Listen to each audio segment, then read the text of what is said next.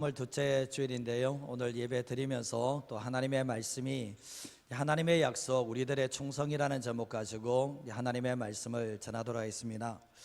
이제 올 한해 이제 1년 성경 읽기를 보시면 일독에 맞춰서 제가 이제 말씀을 전하거든요. 이제 지난주에는 신명기 말씀을 전해드렸고 이제 오늘 여호수아의 말씀을 통해 여호수아의 전체의 말씀을 오늘 이 시간에 함께 전하면서 은혜를 나누는 시간이 됐으면 합니다. 사람은 이제 등장할 때가 있으면 퇴장할 때가 있습니다. 우리가 역사 속에서 어떤 위대한 사람이라 할지라도 등장할 때가 있으면 퇴장할 때가 있다는 것을 알게 됐잖아요.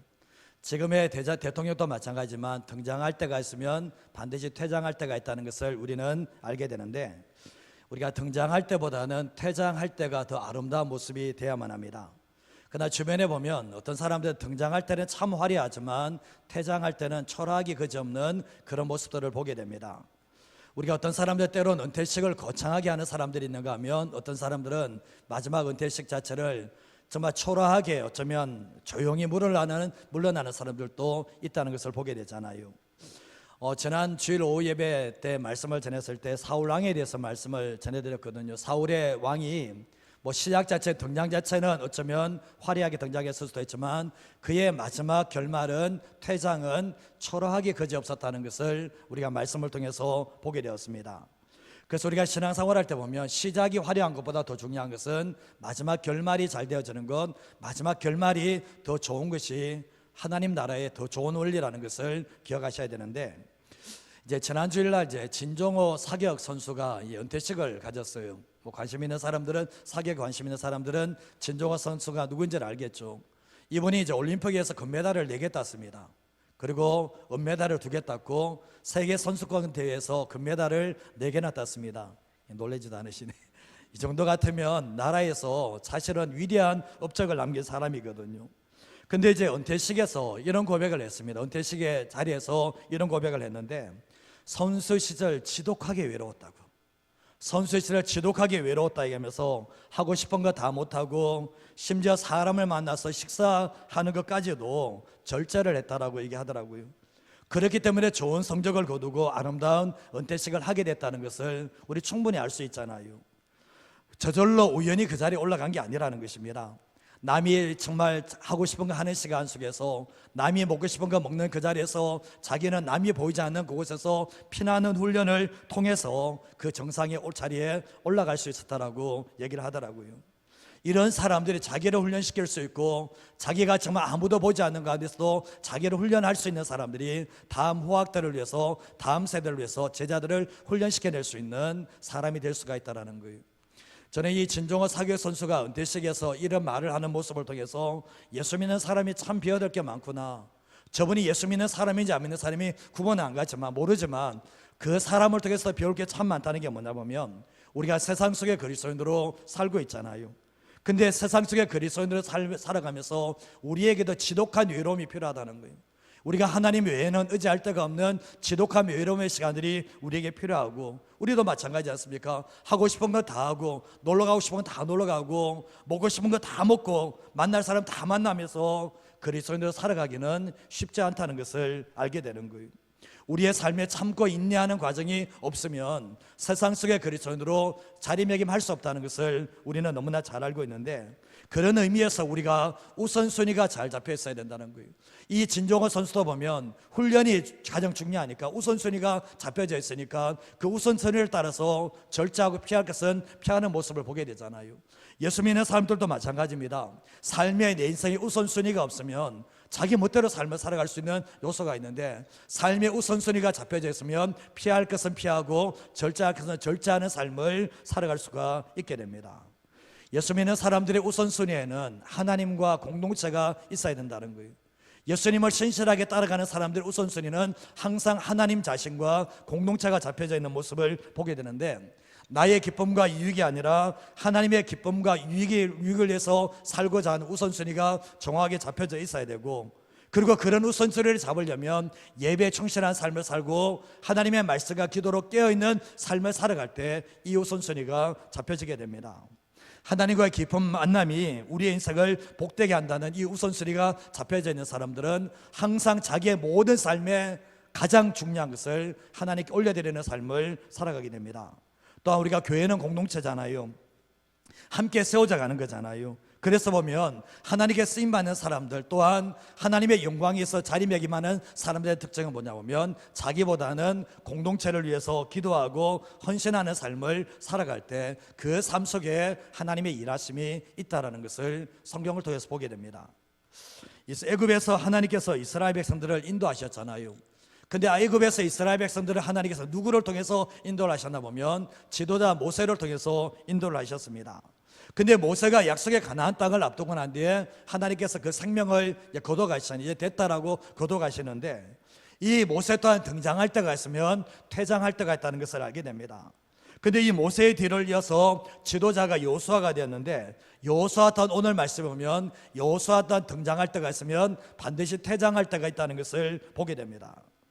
사무엘이 보면 이스라엘의 위대한 지도자였잖아요. 그래도 마지막까지 백성들에게도 인정받고 하나님께도 신실하게 인정받던 사람인데, 사무엘이 물러나려고 했을 때 이스라엘 백성들이 당신은 물러나지 마시고 평생 동안 죽을 때까지 우리의 지도자가 되어달라고 요청을 하지만 사무엘은 어떻게 합니까? 때를 알고 거절하고 정확하게 물러나는 모습을 보게 됩니다. 자신을 위해서가 아니라 다음 세대를 위해서 물러나게 되는데, 이들은 자기의 삶보다는 하나님과 공동체를 위해서 위대한 업적을 남기고 떠났다는 것을 알게 됩니다. 새로운 시대는 새로운 지도자를 요구하거든요. 광야 시대의 모세를 통해서 하나님이 역사하셨다면, 이 약속의 가나안 시대는 여호수아를 통해서 일하신다는 것을 보게 되는데, 우리의 삶을 살아갈 때도 그렇지만 세상에서 성공하는 것보다 하나님께 쓰임받는 기쁨을 누리는 삶을 살아가는 것, 이 모세와 여호수아는 살펴보겠지만 세상적인 성공은 없어요. 그러나 마지막까지 하나님께 쓰임받는 기쁨을 누리며 살아갔다는 것을 말씀을 통해서 보게 됩니다. 또한 하나님의 나라는 얼마나 많이 섬김을 받았느냐보다는 얼마나 섬기는 삶을 살았느냐가 중요하다는 것을 이 모세를 통해서 여호수아를 통해서 알게 됩니다. 여호수아서는 이스라엘 백성들이 광야 40년을 끝내고 약속의 가나안 땅에 들어가는 장면으로부터 시작을 합니다. 그리고 이제 여호수아서는 모세를 통해서 일한 게 아니라 여호수아를 통해서 일하시는데, 1장에서 하나님의 약속이 나옵니다. 하나님의 약속이 나오면서 여호수아에게 권면하고 부탁하고 명령하는 사건이 오늘 읽었던 1장에 나오고 있습니다. 그리고 또 중간 부분에 보면 치열하게 가나안 땅에 들어가서 전쟁을 벌이면서 약속의 가나안 땅을 취하게 되는데, 이 약속의 가나안 땅은 가만히 있으면 주어지는 땅이 아니라 하나님의 약속을 믿고 전쟁을 치러야지만 주어지는 땅이 바로 이 약속의 가나안 땅이었습니다. 그리고 마지막 이 여호수아 24장 말씀 보면 여호수아가 죽기 전에 이스라엘 백성들에게 부탁하고 명령하는 것으로 여호수아가 끝이 난다는 것을 알게 됩니다. 자, 오늘 말씀으로 첫 번째로 할 수 있는 게 뭔가 같이 한번 읽어보겠습니다. 하나님의 약속은 믿고 순종하는 사람들에 의해서 이루어집니다. 이게 하나님 나라의 원리예요. 하나님의 나라의 원리는, 하나님의 약속은 믿고 순종하는 사람을 통해서 그 약속이 이루어진다는 것을 이야기하는데, 지금이나 과거나 미래나 동일하게 하나님의 약속은 믿고 순종하는 사람을 통해서 이루어지게 되는데, 뒤집으면 아무리 하나님의 축복된 약속이라 할지라도 믿고 순종하지 않으면 그 약속은 그 사람에게 이루어지지 않고 성취되지 않는다는 것을 알게 되는 거예요. 하나님의 역사는 이렇게 흘러왔습니다. 물론 우리가 모든 것이 다 하나님의 작품이고 하나님의 역사입니다. 그러나 보면 결국 보니까 하나님의 약속을 믿고 순종하는 사람들도 하나님께서 오랫동안 기다려준, 포기하지 않고 기다려준 하나님의 작품이고 하나님의 열심이라는 것을 알게 되는 거잖아요. 우리가 삶을 살아갈 때 보면 육신의 눈으로 봤을 때는 불가능한 게 있을 수 있습니다. 육신으로 봤을 때 저거 안 된다라고 판단할 수 있는 내용들이 있습니다. 근데 참 놀랍게도 하나님의 약속의 말씀을 믿고 순종해 보면 놀라운 역사가 있는 게 뭐냐 보면, 육신의 눈으로 봤을 때 안 된다고 했던 것이 말씀 믿고 순종해 갈 때 그게 열려지는 하나님의 역사가 일어나게 되는 거예요. 그래서 우리가 신앙생활 할 때 보면 약속이 약속으로 그대로 남지 않고 그 약속을 믿고 순종하게 될 때 하나님의 놀라운 기적의 역사를 경험하게 되는데, 하나님의 약속을 믿고 순종하기 전까지는 하나님의 역사를 경험할 수 없다는 것을 기억하셔야 됩니다. 히브리서 4장 2절 말씀에 보면 그들과 같이 우리도 복음 전함을 받은 자이나 들은 바 그 말씀이 그들에게 유익되지 못한 것은 듣는 자가 믿음과 결부시키지 아니하였다라고 말씀을 하고 있거든요. 하나님의 말씀이 무수히 많은 말씀들, 우리를 축복되게 만들고 우리의 존재를 새롭게 하는 말씀이거든요. 그런데 이 하나님의 말씀이 왜 우리에게 유익이 안 되냐는 거예요. 이 하나님의 말씀은 우리의 영혼을 구원시켜냈고, 이 하나님의 말씀은 우리의 삶에 인도하는 인도 역할을 하고 있고, 우리의 삶의 모든 축복들이 다 하나님의 말씀을 통해 오는데, 그 하나님의 말씀이 그 사람에게 유익되지 못하는 이유가 뭐냐면, 하나님의 말씀을 듣는 자가 믿음을 결부시키지 않는다는 거예요. 하나님의 말씀을 아는 것으로 알겠지만 하나님의 말씀에 대한 믿음이 없으니까 순종으로 이어지지 않는 모습을 보게 되는 겁니다. 왜 순종하지 못하는가? 믿지 않기 때문에. 믿지 않기 때문에 순종하지 못하는 거예요. 그래서 행함이 없는 믿음은 뭐죠? 죽은 믿음이라고 말씀을 하고 있는 거예요. 고린도서 1장 18절에서 20절 말씀에도 보면, 하나님은 미쁘시니라 우리가 너에게 한 말은 예하고 아니라 함이 없노라. 한번 읽어볼까요? 그리고 나와 실로아너와 디모데로 말미암아 너희 가운데 전파된 하나님의 아들 예수 그리스도는 예하고 아니라 함이 되지 아니하셨으니 그에게는 예만 되었느니라. 하나님의 약속은 얼마든지 그리스도 안에서 예가 되니 그런즉 그로 말미암아 우리가 아멘하여 하나님께 영광을 돌리게 되느니라. 아멘. 사도 바울이 고린도 교회에 전하는 메시지거든요. 자신의 삶의 간증이라고 말씀할 수 있는데, 하나님은 미쁘시다. 하나님은 자신이 약속하신 것에 대해서 반드시 신실하게 응답하신다는 것을 말씀하시면서, 하나님의 아들 예수 그리스도는 하나님 앞에서 예하고 아니함이 없다라고 말씀을 하시면서, 뒤에 말씀 우리가 20절 말씀에 보면 하나님의 약속은 얼마든지 그리스도 안에서 예가 되고 그런즉 우리가 아멘하여 하나님께 영광을 올린다라고 말씀을 하고 있는 거예요. 하나님을 믿는 자는 하나님의 말씀을 믿어요. 그래서 하나님의 말씀이 항상 이 아멘으로 받아들이는 삶을 살아갈 때 그 삶에 하나님의 말씀이 성취되는 하나님의 역사가 일어나게 됩니다. 오늘 여호수아 1장 1절에서 4절 말씀에도 보면, 여호와의 종 모세가 죽은 후에 여호와께서 모세의 수종자, 여호와의 종도 아니고 모세의 수종자 눈의 아들에게 이제 말씀을 하십니다. 2절 말씀에 내 종 모세가 죽었다. 이제 너는 백성들과 다 함께해서 요단을 건너서 약속의 가나안 땅으로 들어가라고 말씀하시죠. 그러면서 3절 말씀 하나 읽어보겠습니다. 내가 모세에게 말한 바와 같이 너희 발바닥으로 밟는 것은 모두 내가 너희에게 주었다라고 말씀하시죠. 그러고 난 뒤에 뒤에 말씀에 오면 밟는 모든 광야부터 시작해서 대까지 다 너희의 영토가 되게 주겠다라고 말씀을 하셨습니다. 하나님께서 뭡니까? 3절 말씀에 오면 너희 발바닥으로 밟는 곳은 모두 내가 너에게 주었다라고 말씀합니다. 이미 지금 이 이스라엘 백성이 약속의 가나안 땅에 들어간 게 아니에요. 하나님께서 너희 발바닥으로 밟는 것은 내가 줄 거다라고 약속한 게 아니라 이미 과거형으로 완료형으로 내가 이미 그 땅을 너에게 줬다라고 말씀을 하고 계시다는 거예요. 결국은 뭡니까? 아직 취하지 않은 땅이지만 그 땅을 너에게 이미 줬다라는 것, 그것을 믿고 취하라고 주님이 말씀을 하고 계시다는 거예요. 하나님의 약속이 왔습니다. 하나님의 약속이 왔는데 믿고 순종하면 그 땅이 열려지게 되지만, 하나님에게서 약속하셨지만 믿고 순종하지 않으면 그 땅은 열려지지 않는다는 것을 우리에게 말씀하고 계시다는 거예요. 그러면서 1장 6절에서 9절 말씀에 오면 강하고 담대하라 내가 주리란 땅을 이 백성을 내게 차지하게 할 거다. 7절 말씀에도 오직 강하게 하고 극히 담대하여 나의 종 모세가 내게 명령한 모든 것을 지켜 행하고 잘하라 치우치 마라. 그러면 어디 가든지 형통하게 될 거다. 율법책을 내 입에서 떠나지 말게 하고 묵상하고 지켜 행하면 평탄하고 형통하게 해줄 거다 말씀하고 있으면서 9절 말씀에 또 하는 말씀이 뭐냐 보면 내가 내게 명령한 것이 아니냐, 강하고 담대하라, 두려워하지 말며 놀라지 말고 내가 어디로 가든지 내 하나님 여호와가 너와 함께 하겠다라고 주님이 약속을 하고 계시다는 거예요. 결국은 뭡니까? 이제 남은 것은 뭡니까?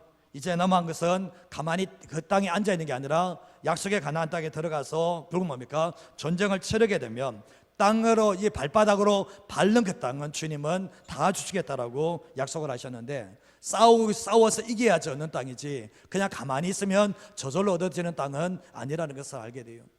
어떤 분들은 신앙생활할 때 보면 참 위험한 신앙생활하는 분들이 계세요. 자신은 주님 앞에 하는 게 아무것도 없어.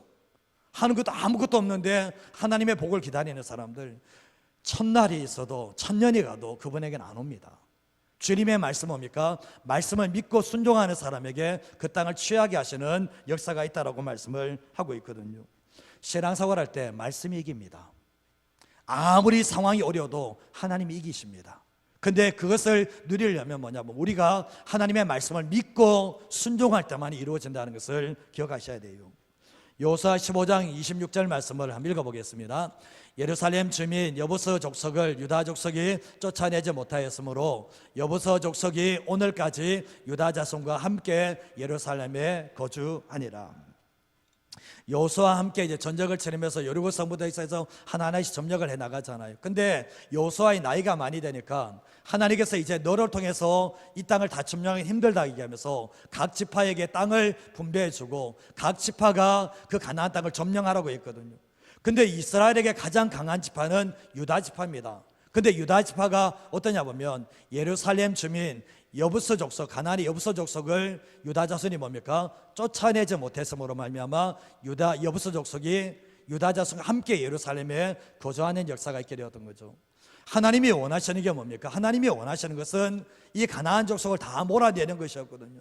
근데 그거 뭡니까? 주님은 내 발바닥으로 밟는 거, 너가 싸워서 이기는 것은 다 주겠다라고 말씀을 하셨는데 마음이 두려워서 가지 않는 것은 주님은 그 땅을 줄 수 없다라고 말씀을 하고 계시잖아요. 결국 뭡니까? 이 여부족속이 강해서 진 것인가? 강해서 이런 건가? 그게 아닙니다. 하나님의 말씀을 믿고 순종해야 되는데 순종하지 않은 결과가 바로 결국 뭐죠? 이 땅을 점령하지 못했다는 것을 알게 되는 거예요. 우리가 신앙생활 할 때 우리가 하나님의 말씀에 편에 서면 하나님이 우리의 편에 서주세요. 우리가 하나님의 말씀을 믿고 순종하는 삶을 살면 하나님이 내 편에 되어주시지만 내가 하나님의 말씀을 믿지 못하고 순종하지 못하는데 하나님이 내 편에 서줄 수는 없다라는 거예요. 우리가 85세 된 갈렙이 헤브론 땅이 너무나 강해서 이스라엘 정말 젊은 세대들도 그 땅을 점령하지 못했거든요. 근데 이 나이가 늙은 85세 된 늙은이가 정말 헤브론 땅이 아무리 강하다 할지라도 내가 아무리 나이가 늙었다 할지라도 하나님이 저 땅 주시겠다고 했을 때 믿고 순종해서 나가잖아요. 그래서 주님의 발바닥을 밟는 땅을 준다고 하셨기 때문에 그 약속 믿고 나갔을 때 아무리 강한 세력이라 할지라도 무너져 내리는 하나님의 역사가 있게 되었던 거예요. 우리가 삶을 살아갈 때 길고 짧은 것은 대봐야 돼요. 길고 짧은 것은 대봐야 되지만 예수 믿는 사람들은 하나님의 말씀을 믿고 순종하는 이게 결국은 되어지면 아무리 우리의 삶 가운데서 여리고성 같은 문제가 있다 할지라도 주님께서 해결해 주시는 하나님의 역사가 있다는 것을 기억하셔야 됩니다. 사랑하는 여러분, 신앙은 하나님의 약속을 믿고 순종해 봐야 돼요. 하나님의 말씀을 믿고 순종해 보면 어떻게 하나님이 일하시는가를 보게 되지만 머릿속에서 다 판단하고 있고 다 계산하고 있는 상태에서는 하나님의 역사는 일어나지 않는다라는 거예요. 그래서 신앙생활 훈련 참 잘 받은 사람의 특징이 뭔지 아십니까? 내 머리로 이해되지 않아도 내 눈으로 봤을 때는 전혀 불가능해 보인다 할지라도 그분의 말씀을 믿고 순종하는 것을 체질화시켜 나갈 때 우리의 삶에 어떤 문제가 있다 할지라도 해결하시는 하나님의 은혜가 있다는 것을 기억하시길 바랍니다. 이 자리에서 어떤 사람들은 하나님의 약속을 믿고 순종해 보려고 노력하는 사람들이 있습니다. 그러나 어떤 사람들은 하나님의 말씀을 모르고 있고 하나님의 말씀을 믿지도 않고 순종하지도 않은 사람들이 있습니다. 하나님이 누구를 통해서 일하겠습니까? 우리의 삶의 문제는 하나님이 책임지세요. 그러나 하나님께서 우리에게 말씀하실 때 그 말씀이 내 안에 믿어지기까지 그 말씀을 아멘하며 받아들이시고 그 하나님의 말씀에 순종하려고 몸부림쳐 나아갈 때 하나님께서 우리의 삶에 정말 하나님께서 놀랍게 기적을 이기게 하시고 정말 분명히 안 되는 것 같지만 되게 하시는 하나님의 은혜가 있다는 것을 잊어버리지 마시고 살아가는 저와 여러분 되시기를 주님의 이름으로 축복합니다. 두 번째로 할 수 있는 게 뭔가 같이 한번 읽어보도록 하겠습니다. 승리는 하나님의 세밀한 음성을 듣고 하나님 앞에 거룩할 때 주어집니다. 세상 속에서 승리하는 그리스도인들이 있습니다. 그래서 한 주 동안 예배 드리면서 나올 때도 한 주 동안 주님이 함께 하셨던 역사들도 있고 영적으로 승리했던 경험을 가지고 이 자리에 오신 분들이 있습니다. 그리고 어떤 사람들은 반면에 늘 패배하며 죄에게 넘어지고 세상에 넘어지고 날마다 패배하면서 이 자리에 온 사람들이 있을 수 있습니다. 무엇의 차이일까요? 무엇이 그렇게 만들어낼까요? 승리를 하는 사람들도 그 이유가 있고 패배를 하는 사람들도 그 이유가 있습니다. 잘 알지 않습니까? 내가 패배할 수밖에 없는 이유로 가진 사람이 있는가 하면, 패배하는 사람의 특징은 늘 핑계를 대죠. 이래서 안 되고 저래서 안 되고 뭐 미꾸라지 빠져나가듯이 늘 안 돼. 늘 패배하면서 자존심도 안 상해. 그러니까 늘 패배하는 삶을 살게 되는. 근데 승리하는 기쁨을 누리는 사람들은 그 승리의 기쁨이 있기 때문에 결국 계속해서 승리하는 삶을 살아가는 하나님의 사람이 될 수 있는 거예요. 우리가 신앙생활할 때 하나님의 뜻대로 살아야지 자기 멋대로 살면 답이 나옵니까? 안 나오잖아요. 예수 믿지 않는 사람은 자기 뜻대로 살면 답이 나오겠지만, 예수 믿는 사람에게는 자기 뜻대로 살면 해답 없습니다. 그래서 성경 말씀에 사도 바울이 뭡니까? 죄에게 우리 자신을 주지 말고 의의 병기로 하나님께 내 자신을 드리라고 말씀을 하고 있거든요. 지난번에 이제 요한계시록 설교를 다 마무리했지만, 요한계시록 7개 주님이 하시는 말씀 뭡니까? 이기는 자에게는 상급이 있지만 지는 자에게는 상급 없다는 거예요. 그래서 늘 패배하며 살아가는 것은 주님이 원하시는 모습이 아니라는 것을 알게 되는 거예요. 여호수아 3장 7절에서 8절 말씀을 보시면, 여호와께서 여호수아에게 이르시되 내가 오늘부터 시작하여 너를 온 이스라엘의 목전에서 크게 해주겠다.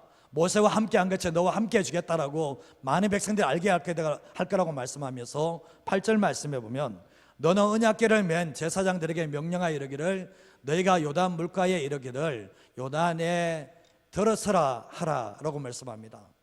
이 가만히 생각해 보면 요단강을 건널 때는 특이하거든요. 이 홍해를 건널 때는 하나님께서 모세가 지팡이를 내밀었을 때 홍해가 갈라졌잖아요. 근데 결국 뭡니까? 요단강을 건너갈 때는 뭐라고 합니까? 언약궤를 맨 제사장들이 요단강에 물이 넘실넘실 거리는데 거기에 먼저 들어가라는 거예요. 이거 우리 죽는 거 아니야? 이거 지금 물에 빠져 죽는 거 아니야? 이런 두려움이 있었지만 하나님의 약속의 말씀을 믿고 들어가면 그 요단강을 마르게 해주겠다라고 말씀을 하고 있는 거예요. 신앙생활 구원받고 초창기 때는 그 사람이 뭔가 안 해도, 순종 안 해도 역사가 일어날 때가 있거든요.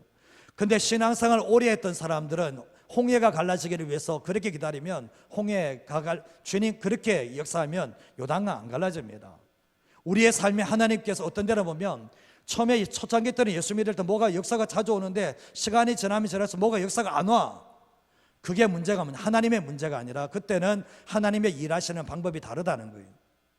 이전에는 어린아이 때는 주님이 모든 것 다 해주지만 성숙해 가면 갈수록 뭐냐 보면 너가 먼저 믿고 순종하면 내가 역사를 하겠다 그러는데, 주님께서 이 말씀을 그들에게 하셨던 거예요.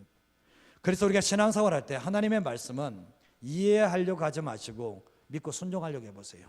이 요단강에 제사장이 들어가는 게 뭡니까? 이해하려고 하지만, 하나님의 음성에 들렸을 때 이해하려고 하지 말고 믿고 순종할 때 요단강이 열려지는 역사가 있게 되었잖아요.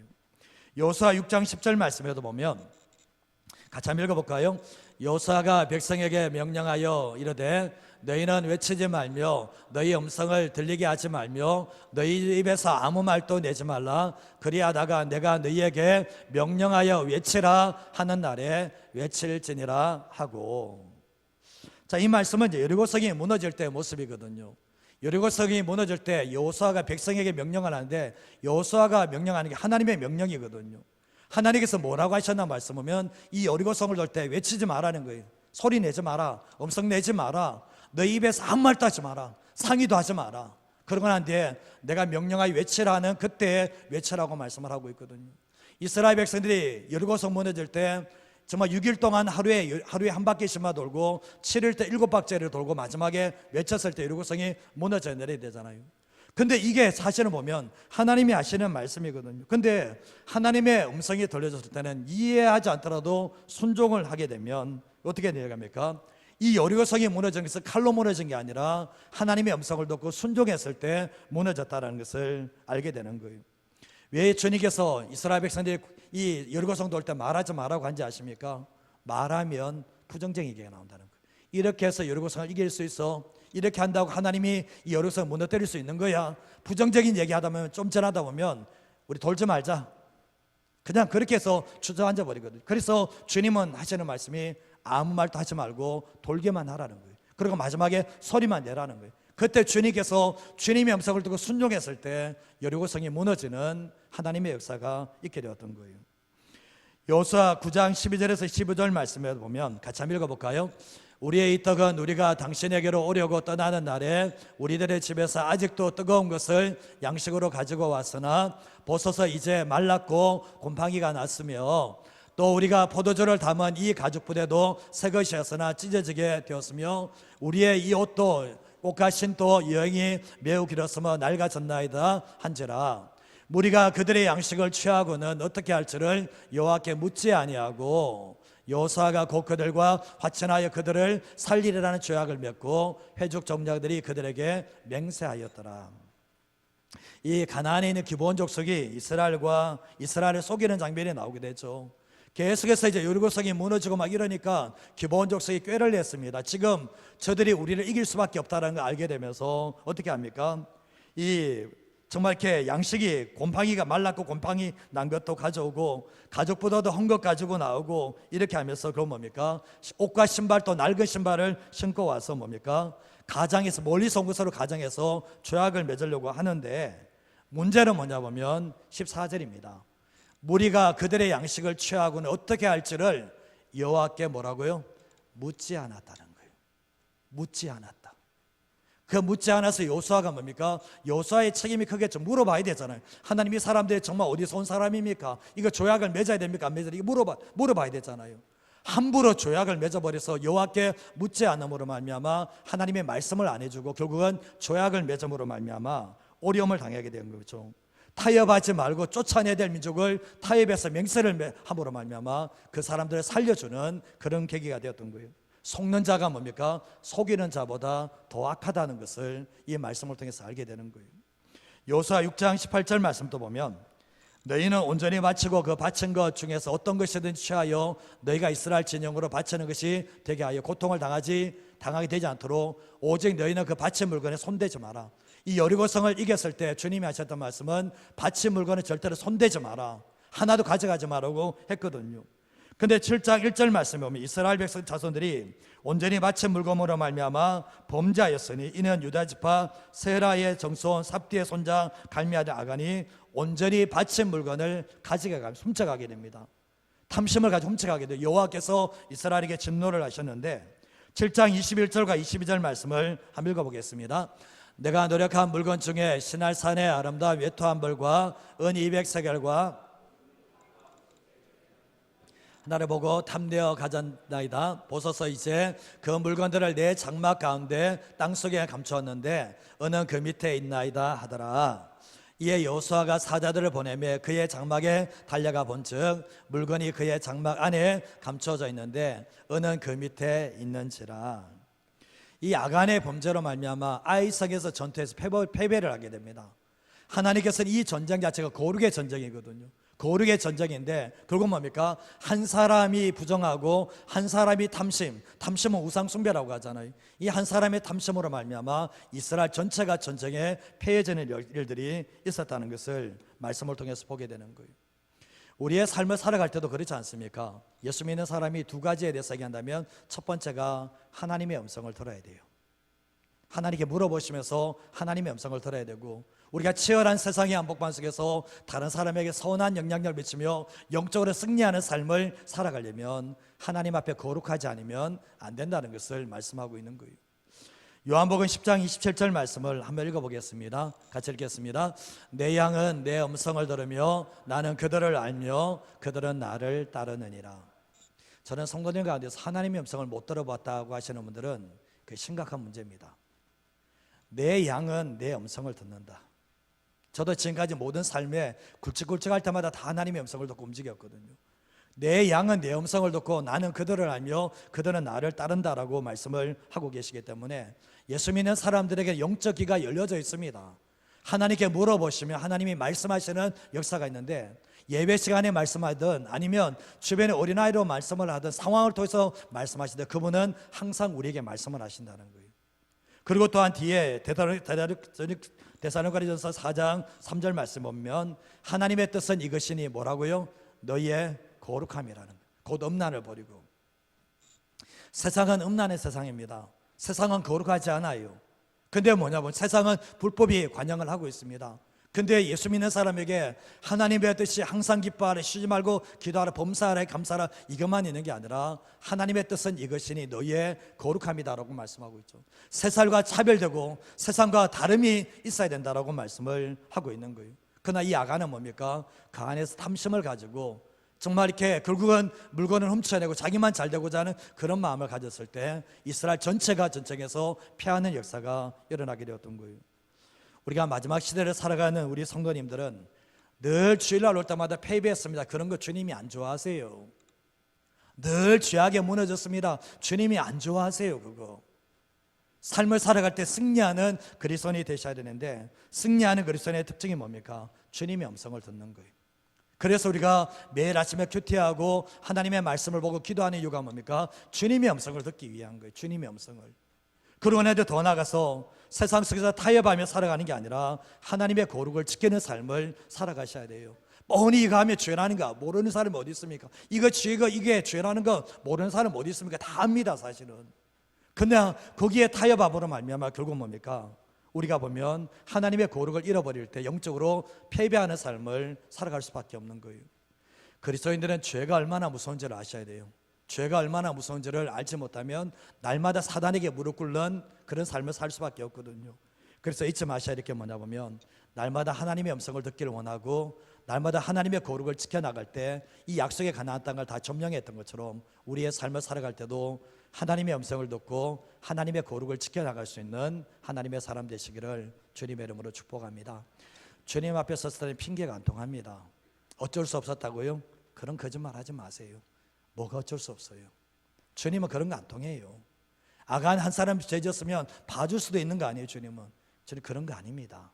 그래서 결국 공동체 안에 자꾸 죄가 들어오면 공동체가 무너지는 역사를 가져온다는 것도 오늘 우리에게 말씀을 하고 있고, 개인의 삶 가운데서도 항상 새벽마다 아침마다 다 있던 하나님의 음성을 듣고 이 예수님도 하나님의 음성을 듣기를 원했던 것처럼 하나님의 음성을 듣고 결국은 세상 속에서 정말 치열하게 소음과 빛된 삶을 살아가기 위해서 몸부림치는 저와 여러분의 삶이 되시기를 주님의 이름으로 축복합니다.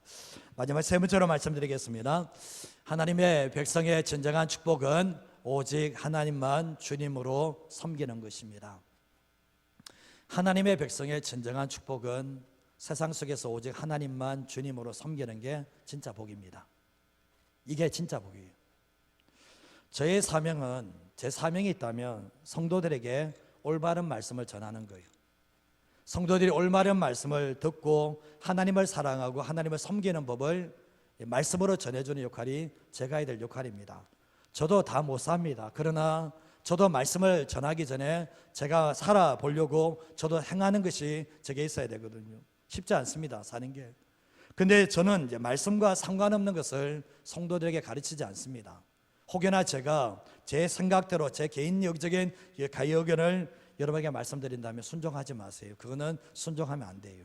그러나 잊지 마셔야 될 것은 제가 하나님의 말씀을 전하면 여러분들은 가감없이 받아들이셔야 되고 순종해야 될 책임은 있습니다. 저에게도 있고 여러분에게도 있다라는 거예요. 저는 이제 여러분의 인생과 여러분의 영혼을 위해서 말씀을 전하는 자리이지만 순종하고 안 하고의 문제는 여러분의 문제예요. 저도 마찬가지지만 하나님 앞에 순종해야 되는 거지만 여러분들이 하나님의 말씀을 알고서도 순종하지 않는 것도 여러분의 몫이고 순종하는 것도 여러분의 몫이라는 것을 기억하셔야 되는데, 우리가 예수 믿는 사람들은 세상 사람들이 말하는 복과 하나님의 말씀하시는 복은 다르다는 것을 기억하셔야 돼요. 물론 우리가 땅에 기름진 것도 하나님의 주시는 축복이 맞습니다. 그거 축복 아니라는 게 아니에요. 그러나 우리가 중요한 게 뭡니까? 땅에 기름진 축복만이 중요한 게 아니라 뭐죠? 하늘의 신령한 복이 더 중요하다. 내 영혼이 잘 되는 것이 더 복이라는 것을 잊지 마시고 살아야 되는데, 우리가 예수 믿는 사람들이 이게 보면 세상적인 복을 마치 하나님의 복으로 착각하면서 살아가면 상당히 위험해집니다. 사단의 유혹이 뭡니까? 눈에 보이는 것이 전부이고 눈에 보이는 것에 집착하도록 만드는 것이 사단의 전략이잖아요. 우리의 인생 마지막 순간에 미련과 후회가 안 남아야 되거든요. 그러나 대부분의 사람들이 마지막 순간에 미련과 후회를 합니다. 제가 예를 들면 오늘 1부 때는 그런 얘기 했습니다. 100명 중에 99명 정도는 마지막 순간에 딱 돌았으면 지난날 되돌아보면서 미련과 후회를 한다라고 얘기를 했거든요. 너무 많은 숫자를 불렀던 것 같다. 한 10%라도 줘야 되는데, 예상하는데 이스라엘 백성들이 광야 1세대, 출애굽 1세대는 마지막 순간에 다 후회합니다. 여호수아 갈렙의 의원은 다 후회하거든요. 다 밀어남거든요. 우리가 보면 오늘 말씀에도 이스라엘 백성들이 가나안의 전쟁을 치를 때도 충성을 해야 되지만 모든 삶이 약속의 땅에 가나안 땅에 들어가선 그 상황 가운데서도 충성을 해야 된다는 것을 알게 되는 거예요. 여호수아 24장 14절에서 16절 말씀을 보시면 하나님께서 약속의 가나안 땅으로 넣어줬기 때문에 그러므로 이제는 여호와를 경외하며 온전함과 진실함으로 하나님을 섬기라고 말. 모든 축복을 다 줬으니까 이제 하나님만 섬기라고 얘기하면서 혹여나 너희들이 이제 이 애굽 땅에 숨겼던 사람 더 이상 생각하지 말고 여호와만 섬기라고 얘기하는데 뒤에 말씀에 여호와를 섬기는 것이 너희에게 좋지 않게 보이거든 또다시 우상 섬겨라는 거예요. 그러면서 오직 나와 내 집은 여호와 하나님만 섬기겠다라고 말씀을 하고 있는데 16절 말씀 한번 읽어보겠습니다. 백성이 대답하여 이르되 우리가 결단코 여호와를 버리고 다른 신들을 섬기기를 하지 아니하오리니. 모세도 그렇고 여호수아도 그렇고 왜 자꾸 이런 말을 할까요? 부담스럽게. 저도 이스라엘 백성들 같으면 정말 부담스러울 것 같거든요. 정말 이구까지 가나안까지 왔으면 행복하게 잘 살아라 이렇게 축복해 주면 안 되냐는 거예요. 그런데 여호수아는 지금까지, 모세는 지금까지 하나님의 마음을 알고 왔잖아요. 축복을 받는 것보다 더 중요한 것은 뭐냐 보면 축복을 받고 난 뒤에 그 축복을 유지하는 게 더 중요하거든요. 결국 뭡니까? 그 유지하는 방법은 단순한 거예요.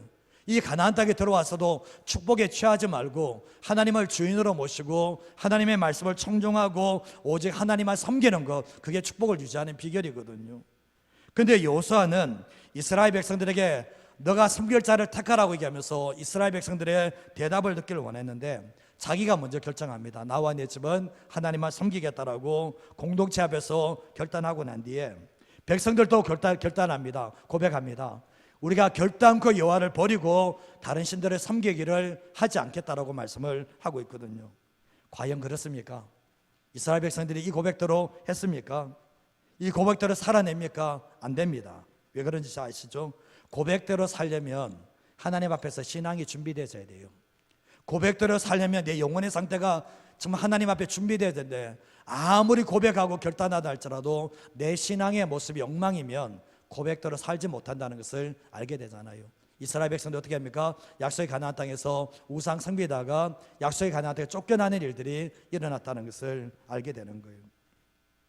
성경 말씀에 베드로가 예수님께서 이제 십자가에 이제 죽으시기 전에 예수님이 그런 말씀하셨잖아요. 너가 다구기 전에 나를 3번 부인할 거다. 주님 말씀을 하셨거든요. 그런데 베드로가 뭐라고 했습니까? 내가 죽을지언정 주님을 부인하지 않겠습니다 얘기했거든요. 어떻게 됐죠? 이게 틀린 말은 아니죠.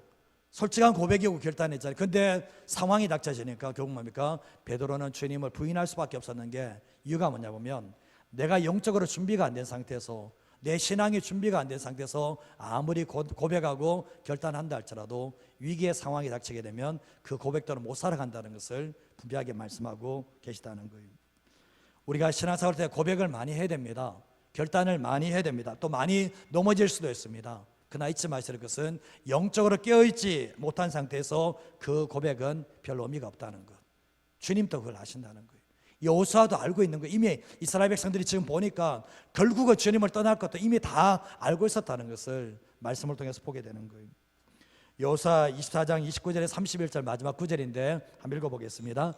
이르에 여호와의 종 눈의 아들 여호수아가 110세의 죽음에 그들이 그의 기업의 경내 딥네세라에 장사하였으니 딥나세라는 에브라임 산지 이스라엘이 여호수아가 사는 날 동안과 여호수아 뒤에 생존한 장로들 곧 여호와께서 이스라엘을 위하여 행하신 모든 일을 아는 자들이 사는 날 동안 여호와를 섬겼더라. 뭘 얘기하는 겁니까? 결국은 좀 지나서 결국 여호와를 다 떠났다는 것을 지금 암시하고 있는 내용이라는 거예요. 모세가 광야 40년 했는데 눈에 보이는 가나안 땅을 앞두고 가나안 땅에 못 들어갔습니다.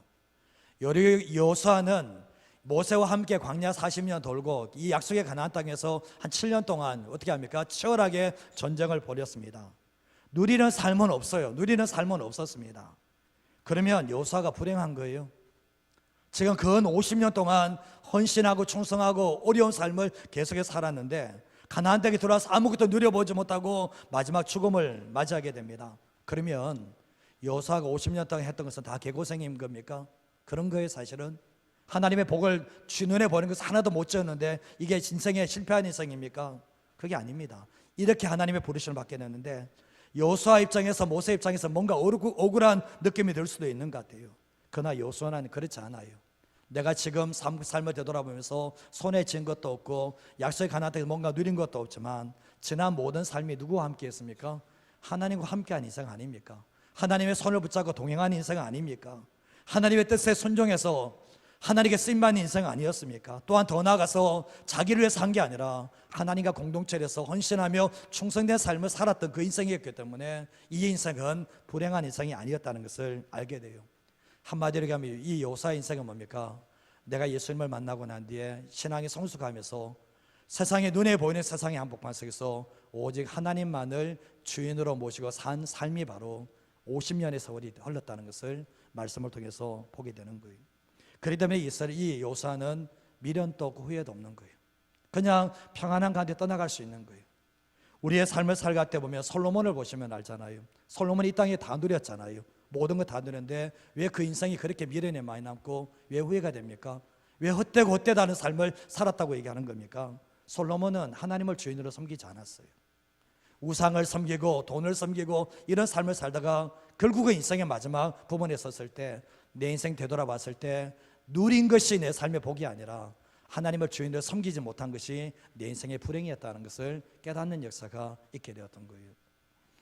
사랑하는 성도 여러분, 우리가 보면 하나님을 아는 사람들은 하나님을 제대로 알지 못하는 사람에게 권면해 줄 수 있지만 사실은 제가 그렇게 알고 있습니다. 저도 잘 안 되지만 이 시간 제가 아무리 이야기해도 그 머릿속에는 안 들어가는 사람들도 있다는 거 알아요.